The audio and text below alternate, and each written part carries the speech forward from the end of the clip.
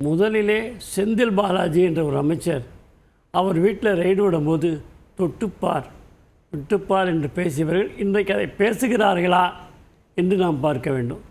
அப்போது அங்கேயே அழுத்தம் குறைஞ்சிருக்கு. அவர்களுக்குள்ளாகவே என்ன என்று தெரிந்து மக்களுக்கு தெரிய துவங்கிவிட்டது என்று அவர்கள் உணரத் தொடங்கிவிட்டார்கள். இதை எப்படி மாற்றுவது, மடைமாற்றம் செய்வது என்று யோசித்து கொண்டிருக்கின்றார்கள். எனவே இந்த விவாதத்தில் நீங்கள் எடுத்தால் ஒரு 2-3 பேரை மட்டும் சொல்கிறேன். நகர்வாலா என்ற வழக்கு இருந்தது, இந்திரா காந்திக்கு முன்பாக இருந்த நகர்வாலா வழக்கில் என்ன தீர்ப்பு வந்தது? ஹர்ஷத் மேத்தா பங்கு சந்தை ஊழல், இதில் என்ன தீர்ப்பு வந்தது?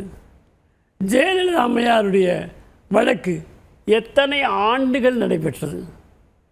மோடி வந்து 10 வருஷம்தான் ஆச்சு.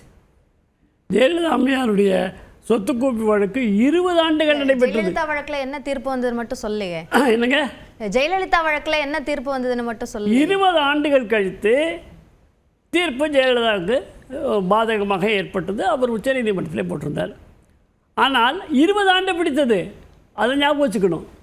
ஆக இந்த பொருளாதார குற்றங்களுக்கான வழக்கு என்பது நாம் நினைத்தபடி வேகமாக செய்ய முடியாது. சேலத்தில் போய் பெரியசாமி எப்படி இருந்தார், இப்போ எப்படி இருக்கார், அவர் மகன் எப்படி இருந்தார், இப்போ எப்படி இருக்கார் அப்படின்னு மக்கள் பேசுகிறாங்க. இது வந்து சட்டப்படி நிரூபிக்க முடியாமல் போனாலும் கூட மனசாட்சி உள்ள மக்கள் எல்லோருமே இல்ல நீதிமன்றம் வழக்கு விசாரணை அமைப்பு சோதனை நடக்கிறாங்க. இப்போ மனசாட்சி எங்க இருந்து சார் வருது?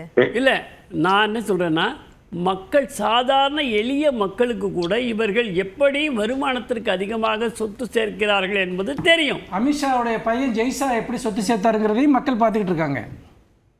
எப்படி ஒரு சின்ன ஒரு ஆளா இருந்து இவ்வளவு பெரிய கோடீஸ்வரரா எப்படி மாறினாருன்னு. தொடர்ந்து பேசுங்க திரு நித்யானந்தம், தொடர்ந்து சொல்லுங்க. அவருக்கு வாய்ப்பு இருக்கும்போது பேசட்டும். சரி சொல்லுங்க. குறுக்க பேசினா நான் ஒண்ணு சட்டப்படியே நிரூபிக்க முடியல உடனே மனசாட்சி இப்படி பார்த்துக்கிட்டு இருக்காங்க. கேவலமா இருக்கு இதெல்லாம் பார்க்கல. இது வந்து கேள்வி பதில் நிகழ்ச்சி மாதிரி இல்லை, இது விவாதம்.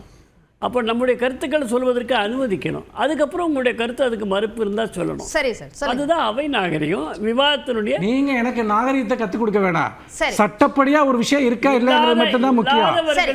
உங்களுக்கு நாகரிகம் உங்களுக்கு வாயில திறந்தாலே போய் இதுல வந்து பாத்தீங்கன்னா மனசாட்சி படி வந்து பாத்தீங்கன்னா மக்கள் பார்த்துக்கிட்டு இருக்காங்களா? மனசாட்சியை பத்தி பிஜேபி ஆளுங்கள்லாம் பேசலாமா?